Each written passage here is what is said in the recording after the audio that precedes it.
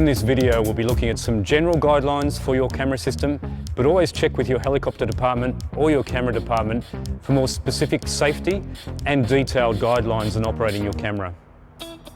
This is the FLIR Ultramedia 2, mounted on a Jet Ranger Bell 206 nose mount. It's made up of three parts: the exterior gimbal with the lens and the CCD, the auxiliary box, or sometimes called the camera box, and the laptop controller. Additionally, we have a P2 recorder and a pilot monitor currently configured out of the SDI output. The top right hand corner of the laptop controller has the gimbal power switch and the camera power switch. The gimbal switch is a lift and lock switch. Pushing it will break it. Make sure these are off when the helicopter starts up, as high voltages can damage the camera unit until the helicopter generator is online. The pilot will tell you when it's safe to turn the gimbal on. Also, the pilot wants all available power to make a start from the helicopter batteries.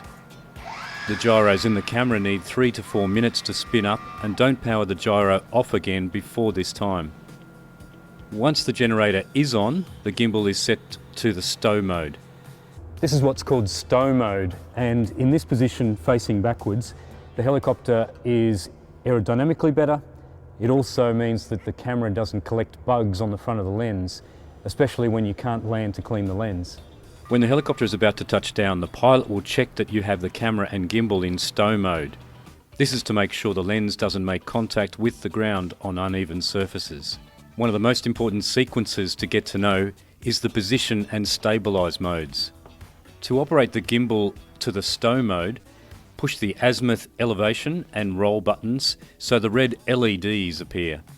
This will lock the camera in the rear-facing stow mode.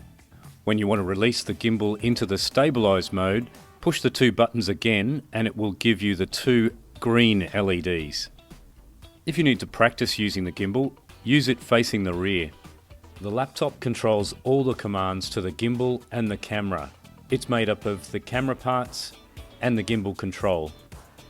There is a remote, which is just a standard Sony RMP9 remote. This controls the iris and basic camera settings. To the left is the zoom control. To adjust the zoom speed, there is a control to the right of the Sony remote. Above the zoom is the focus, then the filter selection, which is cycled through using the button. Above the filter is the 2x extender.